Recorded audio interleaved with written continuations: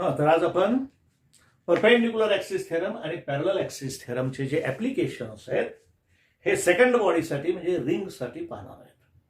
Today we will see the applications of parallel axis perpendicular axis theorem which are applicable to the second body, that is a ring. आपण दुसरा geometrical shape हा ring घेतलेला आहे. Imagine this is a ring and first case is that we are calculating the moment of inertia about a transverse axis. Transverse means perpendicular. जे axis बॉडीच्या प्लेनला perpendicular असतं त्याला आपण ट्रान्सवर्स असं म्हणतो. Transverse axis passing through the centre of mass. So this is the center of mass and axis of rotation passes through the center, and we are interested in finding the moment of inertia about this axis. या axis भोवतालचा moment of inertia आपल्याला calculate करायचं आहे. समजा हे Z axis आहे, हे Z axis आहे. याची रिंगची रेडियस आर आहे, रिंगचं मास एम आहे. जर where I is the moment of inertia about transverse axis, M is the mass, R is the radius. We know जसं की आपण डिस्क मध्ये फॉर्म्युला कॅल्क्युलेट केला I is equal to M R square by 2, तसंच या ring मध्ये आपल्याला moment of इनर्शियाचा फॉर्म्युला कॅल्क्युलेट करता येतो आणि तो फॉर्म्युला आहे M I is equal to I Z is equal to M R square. जसं डिस्कचा फॉर्म्युला आपण वर्कआउट केला तसाच रिंग साठी सुद्धा हा फॉर्म्युला आपल्याला वर्कआउट करता येतो. म्हणून या ठिकाणी आपण वी नो असं लिहिलं की आम्हाला माहिती आहे की तो फॉर्म्युला काय आहे. तो फॉर्म्युला काय, I is equal to I Z is equal to M R square, mass of the ring multiplied by radius square. So this is the moment of inertia of ring about a transverse axis passing through the center of mass. Then we will consider the second axis, that is the mi of a ring about its diameter. समजा ही diameter आहे किंवा हे x axis आहे, हे Y axis आहे. X axis आणि Y axis एकमेकाला perpendicular आहेत. या ऍक्सिस भोवतालचा moment of inertia I X असेल, या ऍक्सिस भोवतालचा moment of inertia I Y असेल. तर पहा, I X moment of inertia about X axis, I Y moment of inertia about Y axis, I Z is the moment of inertia about Z axis. हा Z axis, X axis, Y axis, Z axis, I X, I Y, I Z. So these are the moment of inertia. So according to perpendicular axes theorem, perpendicular axes theorem वापरण्यासाठी आपल्याला axes I X, I Y, I Z कसे असले पाहिजेत. X आणि Y axis बॉडीच्या plain मध्ये असलं पाहिजे. एक्स आणि वाय ऍक्सिस बॉडीच्या प्लेन मध्ये असलं पाहिजे. ते एकमेकाला परपेंडिक्युलर असले पाहिजे. आणि थर्ड कंडिशन, हे दोन ऍक्सिसेस जिथं एकमेकाला इंटरसेक्ट करतात तिथून हे थर्ड ऍक्सिस किंवा परपेंडिक्युलर ऍक्सिस पास झालं पाहिजे. तेव्हा आपल्याला परपेंडिक्युलर ऍक्सिस थेरम वापरता येतो. मग या रिंगच्या बाबतीमध्ये एक्स ऍक्सिस, वाय ऍक्सिस बॉडीच्या प्लेन मध्ये आहेत, एकमेकाला परपेंडिक्युलर आहेत. आणि हे एक्स ऍक्सिस, वाय ऍक्सिस जिथं एकमेकाला इंटरसेक्ट करतात तिथून हे परपेंडिक्युलर ऍक्सिस पास होतोय. म्हणजे परपेंडिक्युलर थेरम वापरण्यासाठी ज्या नेसेसरी कंडिशन्स आहेत त्या सर्व या ठिकाणी सॅटिस्फाय झालेल्या आहेत. म्हणून काय लिहिलं, I Z is equal to I X plus I Y. I Z is equal to I X, moment of inertia about X axis and moment of inertia about Y axis. So Iz is equal to Ix plus Iy and Iz is equal to mr square, as is Iz is equal to mr square and Ix is equal to Iy is equal to Id. Id म्हणजे moment of inertia about the diameter. तर Ix is equal to Iy का लिहिलं, कारण या X axis भोवतालचं distribution of mass आणि या Y axis भोवतालचं डिस्ट्रीब्युशन ऑफ मास रिंग मध्ये सारखंच असतं. म्हणून आपल्याला Ix is equal to Iy हे रिंग मध्ये लिहिता येतं आणि डिस्क मध्ये लिहिता येतं. म्हणून Ix is equal to Iy is equal to Id because both are diameter. This is also diameter, this is also diameter. So mr square is equal to 2Id and Id is equal to 1/2 mr square. म्हणून या diameter भोवतालचा moment of इनर्शियाला mr square by 2 म्हणजे या Z ऍक्सिसच्या अर्धाला moment of inertia. Then third axis, moment of inertia for ring about a tangent in its plane. समजा ही रिंग आहे, ring is in X Y plane. तर या एक्स वाय प्लेन मध्येच आपल्याला अशी टँजंट काढायची आहे, ही टँजंट. आणि मग या ठिकाणी तुम्हाला पॅरलल ऍक्सिस थेरम वापरावा लागेल. आणि पॅरलल ऍक्सिस थेरम वापरत असताना केव्हाही दिलेल्या ऍक्सिस भोवती मोमेंट ऑफ इनर्शिया काढायचा असेल तर तुम्हाला दुसरं एक ऍक्सिस कन्सिडर करावं लागतं. ते दुसरं ऍक्सिस कसं असलं पाहिजे, गिवन ऍक्सिसला पॅरलल, गिवन ऍक्सिसला पॅरलल आणि या बॉडीच्या सेंटर मधून पास होत असलं पाहिजे. म्हणजे हे गिवन ऍक्सिस हे झालं. आणि याच्या भोवतालचा मोमेंट ऑफ इनर्शिया आयसी घ्यायचा. हे गिवन ऍक्सिस आणि कन्सिडर केलेलं ऍक्सिस, हे कन्सिडर केलेलं ऍक्सिस कसं असलं पाहिजे, गिवन ऍक्सिसला पॅरलल आणि त्या बॉडीच्या सेंटर मधून ते पास झालं पाहिजे. या बॉडीच्या सेंटर मधून ते पास व्हायला लागलं.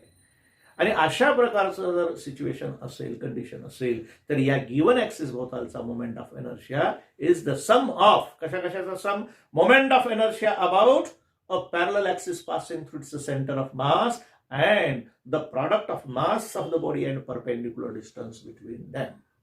या बॉडीचं mass multiplied by perpendicular distance square. कोणतं डिस्टन्स घ्यायचं आपण, गिवन ऍक्सिस आणि कन्सिडर केलेले ऍक्सिस, या दोन ऍक्सिसेस मधलं जे परपेंडिक्युलर डिस्टन्स आहे, and this perpendicular distance H is equal to R.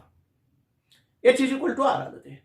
म्हणून या ठिकाणी आपल्याला टँजंट, ही जी टँजंट आहे, tangent in the plane of the disc, ही tangent in the plane of the disc याच्या भोवतालचा मोमेंट ऑफ इनर्शिया काढायचा आहे. तर काय दिलेलं आहे, let I D moment of inertia about the diameter, I T one moment of inertia about the tangent in the plane of the disk.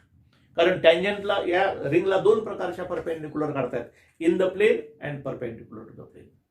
त्याच्यामुळं एका टँजंटला आपण आय टी वन म्हणलेलं आहे, दुसऱ्या टँजंटला आपण आय टी टू असं म्हणलेलं आहे. तर आपण आय टी वन काढत आहोत. So I T one and this h is the perpendicular distance between two parallel axes. म्हणजे हे गिवन ऍक्सिस आहे आणि हे कन्सिडर केलेलं ऍक्सिस आहे. कन्सिडर केलेलं ऍक्सिस गिवन ऍक्सिसला पॅरलल आणि सेंटर ऑफ मास मधून पास होतोय. बरोबर. According to parallel axes theorem, I is equal to IC1. IC1 म्हणजे हा आय, जे ऍक्सिस आपण कन्सिडर केलं त्याचा मोमेंट ऑफ इनर्शिया आपण IC घेतो. पण या ठिकाणी दोन ऍक्सिसेस आपल्याला कन्सिडर करावं लागतात, या केसमध्ये आणि पुढच्या केसमध्ये. म्हणून या केसमधल्या आयसीला आपण IC1 असं म्हणलेलं आहे. सो IC1 म्हणजे moment of inertia about a parallel axis passing through the centre of mass, and that is ID, because this axis, जे आपण ऍक्सिस कन्सिडर केलेलं आहे, हे कन्सिडर केलेलं ऍक्सिस अबाउट द डायमीटर आहे. म्हणून IC इज इक्वल टू किंवा IC1 is equal to ID घेतलेलं आहे. So I is equal to IC1 plus MH square. पहा या ठिकाणी स्टेटमेंट कशी लागू पडते. MI of body about a given axis of rotation is equal to the sum of म्हणले की plus MI about a parallel axis passing through the centre of mass, that is IC1, plus the product of mass of the body and square of the perpendicular distance between them. So mass of the body and square of the distance between these two parallel axes, that's आपण product घेतलेलं आहे. So this is the basic equation. So I is equal to IC1 plus MH square, but I is equal to IT1. Given axis I is equal to IT1. Then and IC1 is equal to 1 by 2 MR square. 1 by 2 MR square. So H is equal to R. Moment of inertia about the diameter is 1 by 2 MR square, and H is equal to R. Therefore, IT1 is equal to 1 by 2 MR square plus MR square, because H is equal to R. So MR square. So IT1 is equal to 3 by 2 MR square. So this is the moment of inertia about a tangent in the plane of the ring. Then fourth case. In this case, we will calculate the moment of inertia of a ring about a tangent perpendicular to its plane. He G tangent आहे, हे given axis आहे. हे given axis आहे, हे perpendicular to the plane of the ring आहे. ही tangent आहे. या tangent भोवतालचा आपल्याला moment of inertia काढायचा आहे. मग यासाठी कोणता थेरम वापरावा लागेल? परपेंडिक्युलर ऍक्सिस थेरम वापरावा लागेल. जसे की या ठिकाणी पहा, म्हणजे या ऍक्सिस भोवतालचा मोमेंट ऑफ इनर्शिया IT2, या ऍक्सिस भोवतालचा moment of inertia IZ is equal to IC2. तर अकॉर्डिंग टू पॅरलल ऍक्सिस थेरमचा म्हणजे काही moment of inertia MI about a given axis of rotation is equal to the sum of कशा कशाची बेरीज आहे? mi about a parallel axis passing through its center of mass, that is IC2, plus mh square, mass of the body, multiplied by square of the distance between two parallel axes. म्हणून आपल्याला parallel axis theorem वापरत असताना ही given axis आहे. आपल्याला दुसरं axis कसं consider करावं लागेल? हे कन्सिडर केलेलं ऍक्सिस गिवन ऍक्सिसला पॅरलल आहे आणि बॉडीच्या सेंटर ऑफ मास मधून पास होत आहे. म्हणून हे झालं आयसी. पण ही सेकंड केसमध्ये आपण याला IC2 म्हणणार आहेत, कारण याच्या अगोदर एकदा आपण आयसी कन्सिडर केलाय. So IT2, moment of inertia about a tangent which is perpendicular to the plane of the ring, is equal to mi about a parallel axis passing through its center of mass, plus mh square, mass into distance square. Distance square म्हणजे perpendicular distance between two parallel axes, and this perpendicular distance between two parallel axes h is equal to r. So here I is equal to IC2, here IC2 plus mh square. This is equation 1. I is equal to IT2 and IC2 is equal to IZ. IZ is equal to mr square. या axis भोवतालचा moment of inertia mr square आहे. या ठिकाणी IZ is equal to mr square and h is equal to r. तर पहा I is equal to IT2, इथं IT2 ठेवलं. IC2 is equal to IZ is equal to mr square, हे mr square इथं ठेवला. h is equal to r, h is equal to r इथं ठेवला, mr square झालं. म्हणून इक्वेशन काय झालं? IT2 is equal to mr square plus mr square. So IT2 is equal to 2mr square. So this is the moment of inertia of a ring about a tangent perpendicular to the plane of the ring. तर अशा प्रकारे आपल्याला पुन्हा moment of inertia 4 axis भोवती आपण consider केला. तर या डिस्क आणि रिंग याच्या केसेस आणि ट्रीटमेंट ही आयडेंटिकल आहे, फक्त फॉर्म्युल्यात बदल आहे. या ठिकाणी ट्रान्सव्हर्स ऍक्सिस भोवती डिस्कचा moment of inertia mr square by 2 येतो, तर रिंगचा moment of inertia mr square येतो. इतका बदल करून घ्या, तुम्हाला चारही केसेस आपल्याला वर्कआउट करता येतील.